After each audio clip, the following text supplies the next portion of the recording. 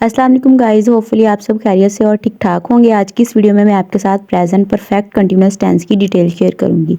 तो सबसे पहले देखते हैं कि इसकी तारीफ क्या है। ये वो टेंस है जिसमें कोई काम माजी करीब में मखसूस वक़्त में जारी हालत में पाया जाता है। इसकी पहचान क्या है कि जो प्रेजेंट परफेक्ट टेंस है, यानी कि किसी काम का मुकम्मल हो जाना और जारी रहना, वो टेंस उसकी पहचान क्या है।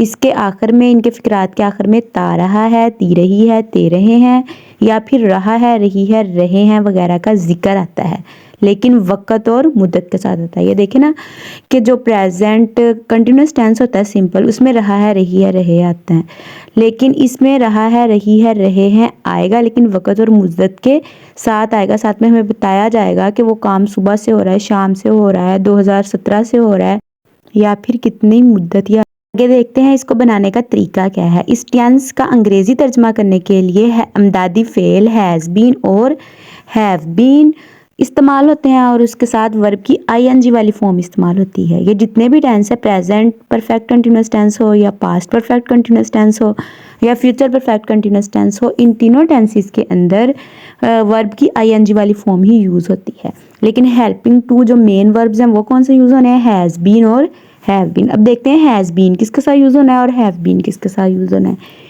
ही, शी, इट या किसी सिंगल नेम के साथ हैज़ बीन इस्तेमाल करते हैं। आई, वी, दे, यू या प्लूरल नेम के साथ हैव बीन इस्तेमाल करते हैं। इसका फॉर्मूला क्या है कि सबसे पहले सब्जेक्ट आएगा, हैज़ या हैव बीन आएगा, आईएनजी फॉर्म ऑफ वर्ब आएगी, उसके साथ जो नई चीज़ इस टेंस के अंदर आई है वो है सिंस और फॉर, यानी कि सिंस और फॉर का इजाफा होना है, और फिर ऑब्जेक्ट आ जाएगा। अब हमें पता नहीं है कि सिंस किसके साथ लगना है और फॉर किसके साथ लगना है, तो देखते हैं सिंस एंड फॉर के यूजेस क्या हैं। तो जो सिंस है, use for starting time like 2010, 5 o'clock etcetera, यानी कि जो सिंस होता है इसमें हमें एग्जैक्ट टाइम पीरियड बता दिया रहता है कि वो काम 2010 से हो रहा है, इतने बजे से हो रहा है, या इतने वक्त से हो रहा है।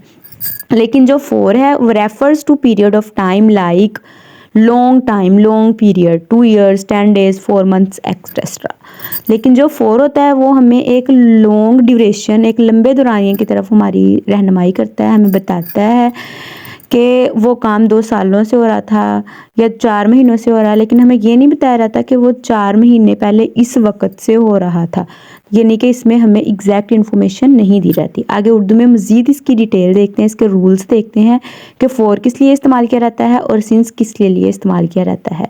अगर किसी काम का होना वक़्त की मिकदार या मुद्दत को ज़ाहिर करे, मसलन 2 घंटे, 1 हफ़्ता, 1 सदी, 10 मिनट, तो इन सब के लिए फॉर इस्तेमाल होगा। उसके अलावा सिंस अगर किसी काम का होना किसी ख़ास या मुकर्रर वक़्त की तरफ इशारा करे और काम के आगाज़ का वक़्त मालूम हो तो सिंस लगाते हैं, जैसे कि दोपहर से, सुबह से, रात से, आधी रात से, कल से, उनके साथ भी सिंस लगाते हैं। इसके अलावा दिनों के नामों के साथ संडे, मंडे, ट्यूसडे, वेडनेसडे, इनके साथ भी सिंस लगता है। उस यानी कि जुमा, हफ्ता, इतवार के साथ। महीनों के नामों के साथ जनवरी, फरवरी, मार्च, अप्रैल, मई, जून, इनके साथ भी सिंस लगता है। घड़ी के वक़्त के साथ 7 o'clock, 2 बजे से 10 बजे से, इनके साथ भी सिंस लगता है। सन यानी कि सेंचुरी जो होती है, या फिर उसके अलावा तारीख जो होती है, इनके लिए भी सिंस इस्तेमाल किया जाता है। 1965, 2010, 15 दिसंबर से 13 जुलाई से वगैरह वगैरह, इन सब के साथ भी सिंस लगता है। अब इसकी एग्जाम्पल देखते हैं कि सुबह से मेरा सर चकरा रहा है। तो इसमें सुबह से हमें पता चल गया कि इसमें हमें एग्जैक्ट टाइम बताया जा रहा है कि सुबह से मेरा सर दर्द कर रहा है, तो इसका मतलब है इसके साथ सिंस लगेगा। I have been feeling giddy since morning.